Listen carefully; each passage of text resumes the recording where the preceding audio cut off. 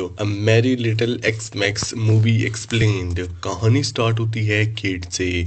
Cat ने चाहे दिखाया हो कि उसे फर्क नहीं पड़ता, लेकिन अंदर से वो काफी हर्ट थी जब उसे पता चला कि एवेट की एक गर्लफ्रेंड है, टेस। टेस वो थी जैसी केट हमेशा बनना चाहती थी। टेस एक सक्सेसफुल बिजनेसमैन थी, अपना ग्लोबल नॉन प्रॉफिट चला रही थी और हाई सोसाइटी में काफी मशहूर भी थी। टेस काम से सिलसिले में विंटर लाइट आई थी, लेकिन उसे एक दिन चोट लग गई और जब वो डॉक्टर के पास गई तो वहीं से एवेट और उसकी मुलाकात हुई। धीरे धीरे दोनों काफी क्लोज हो गए और थिंकिंग गिविंग के टाइम उन्होंने डेटिंग शुरू कर दी। ये सब देख कर केट के लिए चीज़ों को एक्सेप्ट करना मुश्किल था। केट एक इन्वायरमेंटलिस्ट थी और वो हमेशा अपने बच्चों को सिखाती थी कि मटेरियलिस्ट चीज़ों के पीछे मत भागो। क्रिसमस पर भी वो इन्वायरमेंट फ्रेंडली ट्रेडिशन फॉलो करती थी, जैसे थ्रिफ्टेड कपड़े लेना और हैंडमेड गिफ्ट एक्सचेंज करना। लेकिन टेस ने जब एवेट के बच्चों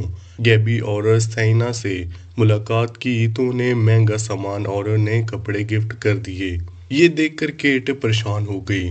उसे लगा कि टेस उसके बच्चों को दिल जीत लेगी और उन्हें वो सब भुला देगी जो उसने उन्हें सिखाया था। एवर्ट और टेस के रिश्ते ने इंश्योरेंस हो गए। केट ने प्लान बनाया कि अपने एक्स हस्बैंड को जेलियस करे। उसने चेट नाम का एक 28 साल के लड़के के साथ लिया। वो एक मस्त और थोड़ा बेवकूफ सा बंदा था जिसे केट क्रिसमस ट्री स्टोर में मिली थी। चेट हैंडसम था और इंटरेस्टिंग भी था। केट का प्लान काम कर गया।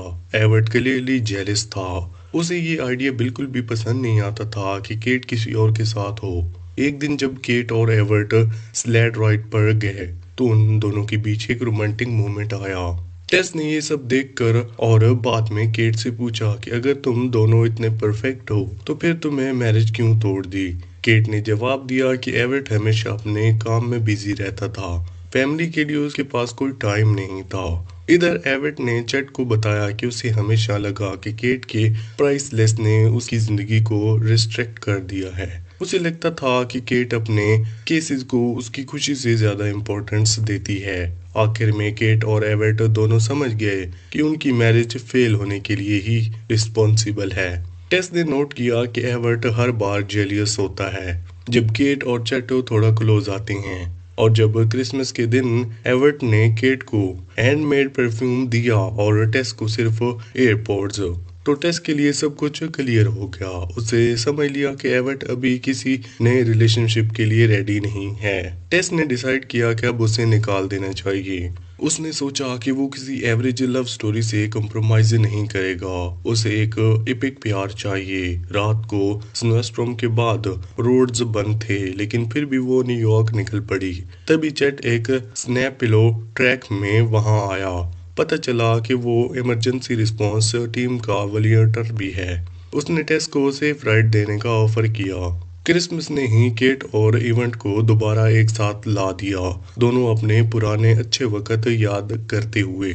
वो दिन जब दोनों खुश थे, शायद ये सोच कर कि अब दोनों किसी और के साथ हैं। उन्हें समझ आया कि दिल से तो वो अब भी एक दूसरे के बहुत प्यार करते हैं। उनकी फैमिली ट्रेडिशन भी और उन्हें करीब ले आया। एवर्ट जानता था कि केट हैंडमेड गिफ्ट को कितना पसंद करती है। उसे याद था कि केट हमेशा एक खुद का परफ्यूम बनाना चाहती थी जिसकी खुशबू उसे बहुत पसंद था।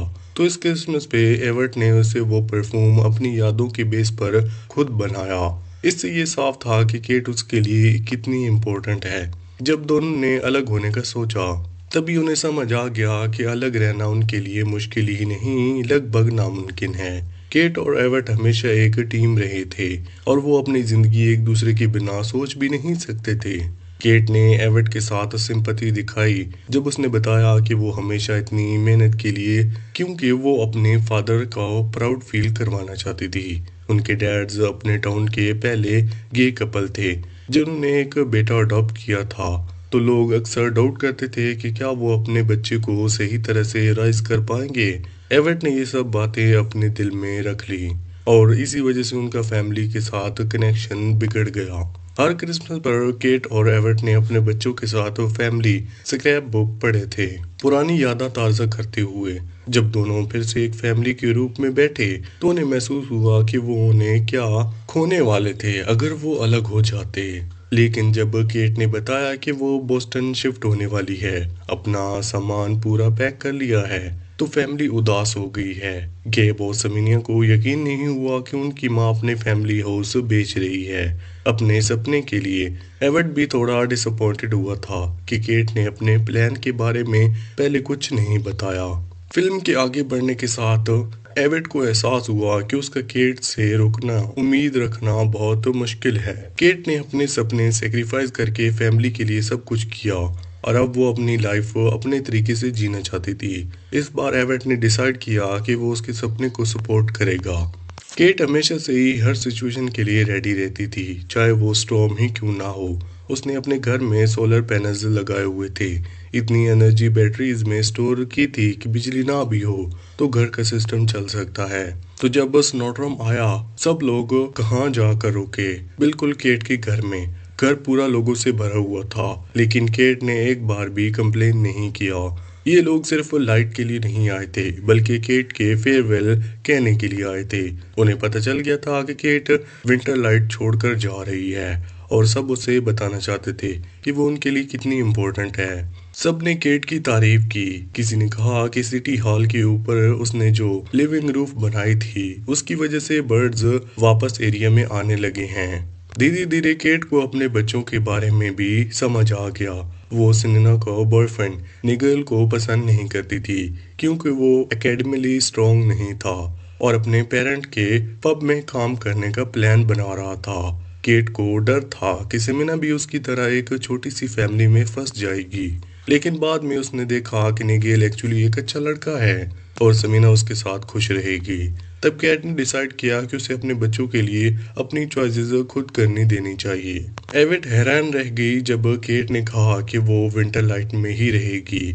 उसे लगा कि बोस्टन जाना और वहां अपनी पुरानी जॉब ज्वाइन करना ही केट का सपना है, लेकिन क्लियरली क्रिसमस के कुछ दिनों में सब कुछ बदल गया। केट ने फाइनली मान लिया कि वो भी एविट के बिना अपनी लाइफ इमेजिन नहीं कर सकती। दोनों ने एक दूसरे को गले लगाया और किस किया और वहीं से उनकी नई बिगिनिंग शुरू हो गई। मूवी के एंड में दिखाया गया कि केट ने अपना सपना छोड़ दिया, बस उसे अपने हैप्पी प्लेस से पूरा करना चुना। उसने अपनी सिंसियरली कंपनी स्टार्ट की जहां वो लोगों को एनवायरनमेंट फ्रेंडली लिविंग के बारे में गाइड करती। एवेट के बारे में ये तो नहीं पता कि उसने अपना क्लिनिक बंद किया या नहीं, लेकिन इतना जरूर है था कि अब वो फैमिली के साथ ज्यादा प्रेजेंट थे। दोनों अब सोच के खुश थे। केट ने एक्सेप्ट किया कि वो सोचती थी कि उसका प्यार खत्म हो गया, लेकिन इस क्रिसमस ने उसे दिखाया कि उसका प्यार अभी भी इतना ही डीप और क्रेजी है जितना पहले था। इसी के साथ ये मूवी यहीं पर एंड होती है।